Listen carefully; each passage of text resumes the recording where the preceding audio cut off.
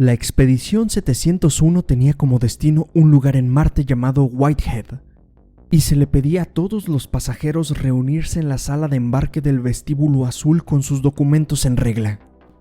Había alrededor de 100 tumbonas dispuestas en perfectas filas de 10 por 10, y 5 auxiliares del servicio de expediciones ofrecían vasos de leche a los pasajeros, animándolos con comentarios amables y reconfortantes. Mark Oates, su mujer Marilis y sus 2 hijos, Ricky, de 12 años, y Patricia, de 9, esperaban en sus tumbonas, cerca de la salida. Era la primera vez que Mark metía a su familia en una aventura semejante, por lo que no opuso resistencia cuando sus hijos le preguntaron cómo funcionaban las expediciones, pues incluso su esposa tenía esta duda.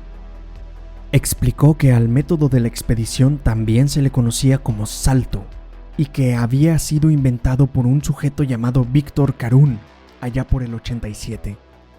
En aquel momento entraron silenciosamente 2 nuevos auxiliares empujando una mesita con ruedas que escondía detrás del faldón del mantel 2 bombas de gas. Mark siguió hablando, con la esperanza de que su familia no reparara en los recién llegados. Dijo que el salto no era otra cosa que un proceso de teletransportación. En ese momento los auxiliares aplicaron la mascarilla a una anciana. Esta aspiró una vez y se quedó tendida, serena y laxa sobre su tumbona. Mark miró a su hija Patty, rogando a Dios que se mantuviera tranquila. Había visto niños a los que era necesario someter por la fuerza, y algunos seguían chillando hasta que las mascarillas les cubrían el rostro. Continuó hablando. Dijo que el descubrimiento de Carún llegó en el momento en el que las reservas de petróleo estaban por agotarse, y que gracias al salto ahora podían viajar a Marte y a Venus y explotar el petróleo durante los siguientes 20.000 años. Pero el problema desde el 2030 era el agua potable. Ricky recordó sus clases y sin querer enunció la operación del 2045 en la que se enviaron a la Tierra las primeras capas de hielo en forma de agua desde Marte. En aquel momento, 2 auxiliares hablaban con un hombre de aspecto tímido, con la finalidad de que se atuviera a sus indicaciones. Finalmente aceptó la mascarilla y cayó como muerto sobre su tumbón a los pocos segundos. Para Carún todo había empezado con un lápiz, unas llaves, un reloj de pulsera, $18 y unos cuantos ratones. Un día, sin previo aviso, en un granero y con menos consumo de electricidad que el de un televisor en color, el primer teletransporte tuvo lugar por casualidad. Sin darse cuenta, Víctor Carún teletransportó 2 de sus dedos hasta el otro extremo del granero, a unos 150 metros. En un artículo posterior explicó que la sensación era un cosquilleo, como cuando se toca una máquina funcionando a toda velocidad. Mark vio por el rabillo del ojo cómo los auxiliares de la compañía desplazaban silenciosamente el carrito entre los viajeros, sumiéndolos en un sueño profundo. Nunca el proceso era tan rápido en el sector civil como en el militar. Los civiles se ponían nerviosos y discutían. A veces incluso hasta había histeria o pánico. 2 hombres se levantaron de sus tumbonas con absoluta serenidad. Se desprendieron de la solapa las etiquetas y se dirigieron hacia la salida en silencio. Tras devolver los papeles a uno de los auxiliares, se marcharon. Los empleados de la compañía tenían instrucciones muy precisas de no discutir con los que desistían de su propósito. Siempre había listas de espera, a veces de hasta 40 o 50 personas. Mark prosiguió. Dijo que a Carún se le ocurrió repetir la experiencia con un lápiz, que tomó e introdujo en la primera ventanilla. El lápiz fue desapareciendo lentamente, centímetro a centímetro, y cuando solo quedó un poco menos de la mitad, fue a mirar qué pasaba en la segunda ventanilla, encontrando allí la parte que había desaparecido, como si la hubiesen seccionado con un cuchillo filoso. Luego experimentó con sus llaves. Las teletransportó. Las usó en las cerraduras correspondientes y descubrió que los objetos no sufrían ningún cambio. También experimentó con su reloj calculadora y descubrió que los componentes electrónicos tampoco sufrían alteraciones. Pero cuando Mark llegó a la parte de la historia que involucraba ratones y su familia hizo una mueca de preocupación, se fue con cuidado para no asustarlos.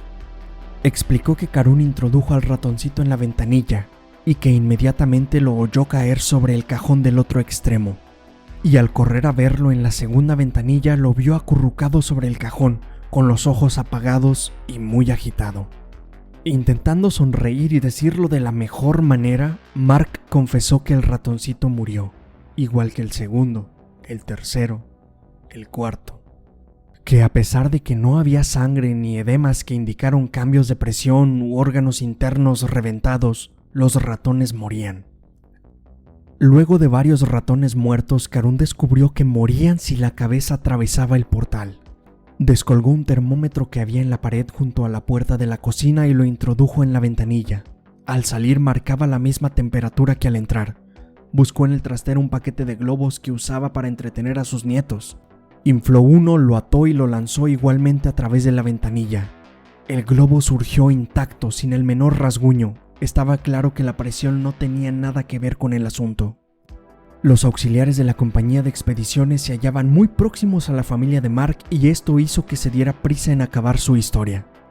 Dijo que si Karun se hubiera rendido no tendrían las estaciones científicas a lo largo y ancho del sistema solar que tenían, ni las 4 naves teletransportadoras rumbo a 4 galaxias diferentes. Ricky estaba sumamente interesado en la conversación. Mark dijo que finalmente sucedió, el 19 de octubre de 1988.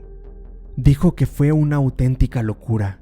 En un solo año el precio del petróleo se redujo a míseros centavos y para el 98 un barril llegó a costar solo 14 centavos.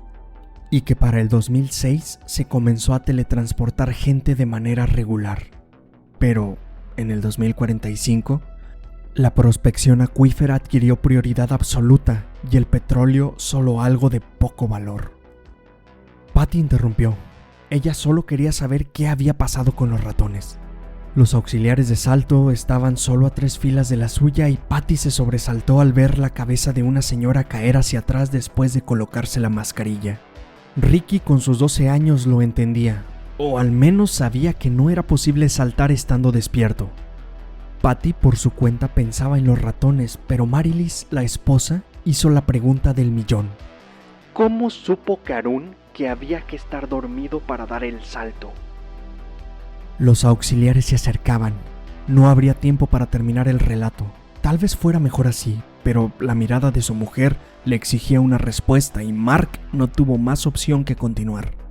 Luego de 20 años de investigación, Karun llegó a la conclusión de que ningún animal en estado de inconsciencia sufría el efecto del salto.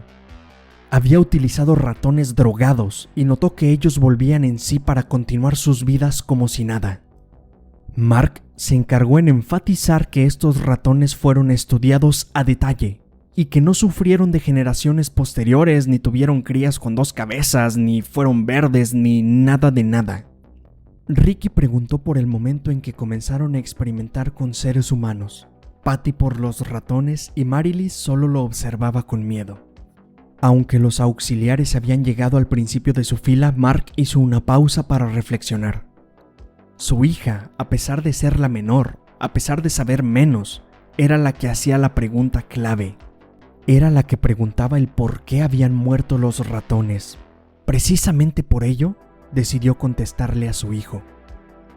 Le dijo que los primeros seres humanos teletransportados fueron 6 condenados a muerte. Mark contó esto a su familia porque, por supuesto, los 6 voluntarios regresaron indemnes y de excelente humor. Pero no les habló del 7º voluntario. No les habló de Rudy Foggia, el asesino serial de ancianos al que se le había hecho una oferta única e irrepetible.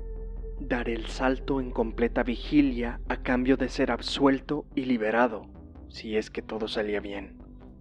Tampoco les contó que en el 2007 Rudy entró en la primera ventanilla y reapareció inmediatamente en la segunda, vivo, con los ojos desorbitados, la boca torcida en un rictus violento, con las manos extendidas hacia adelante y babeando sin control. No les dijo que uno de los científicos le preguntó sobresaltado a Rudy por lo que había pasado, y este, antes de morir de un ataque cardíaco, dijo que allí estaba la eternidad. Se guardó para él y solo para él los 30 relatos que incluían el caso de la señora Michelson, la mujer que quedó saltando eternamente en el ozono cósmico debido a una alteración computacional que borró toda la información sobre las ventanillas de salida existentes.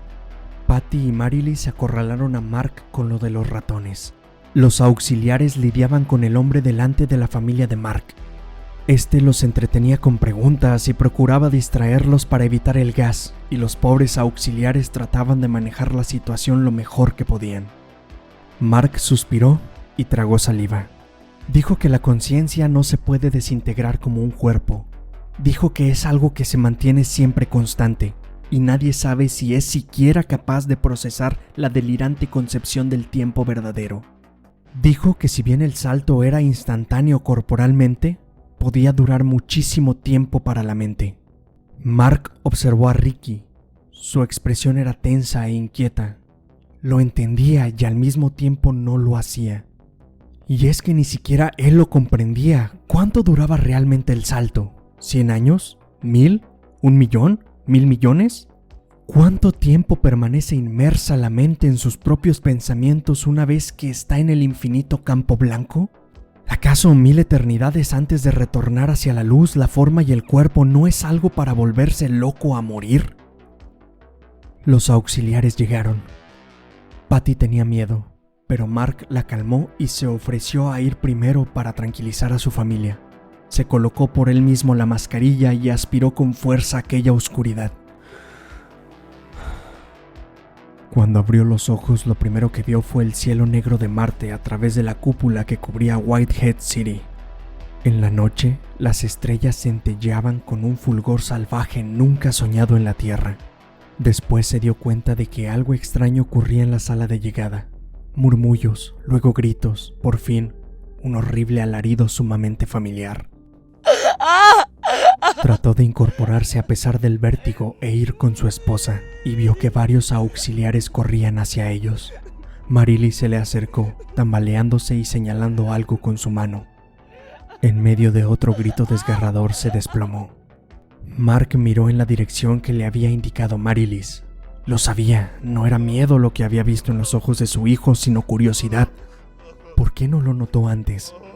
Conocía a Ricky, que se había roto un brazo al caer de la rama más alta de un árbol a los 7 años. Ricky, quien se atrevía a patinar hasta más lejos y más rápido que ningún otro chico del barrio. Ricky, siempre el primero en arriesgarse. Patty dormía plácidamente, pero a su lado, lo que había sido su hijo se retorcía en la tumbona como una serpiente. Un chico de 12 años con los cabellos blancos como la nieve y ojos de un amarillo enfermizo. Era un ser más viejo que el tiempo mismo, con el disfraz de un adolescente que se convulsionaba horriblemente con muecas de obsceno júbilo. Los auxiliares retrocedieron aterrorizados por sus carcajadas. 2 o 3 de ellos huyeron, olvidando todo lo que se les había enseñado para hacer frente a imprevistos. Las piernas de Ricky, jóvenes y eternas al mismo tiempo, se retorcían sobre la tumbona. Las manos, casi unas garras, se agitaban en el vacío tratando de asir algo invisible. Inesperadamente esas garras cayeron sobre el rostro del que había sido un niño y se clavaron en él con saña. Ricky le dijo a su padre que era mucho más largo de lo que creía. Le dijo que había aguantado la respiración cuando le pusieron la mascarilla. Dijo que quería ver. Dijo que lo vio y que era mucho más grande de lo que se pensaba. Entre siniestros alaridos e inhumanas carcajadas, el ser que yacía en sus brazos se arrancó los ojos. La sangre manó a borbotones y la sala se llenó de gritos. Dijo que era más largo de lo que se creía mientras se clavaba los dedos en las cuencas vacías. Dijo que lo había visto. Dijo que fue eterno. Y el muchacho aulló aún muchas más cosas, pero Mark no las escuchó porque sus propios gritos se lo impidieron en medio de la expedición.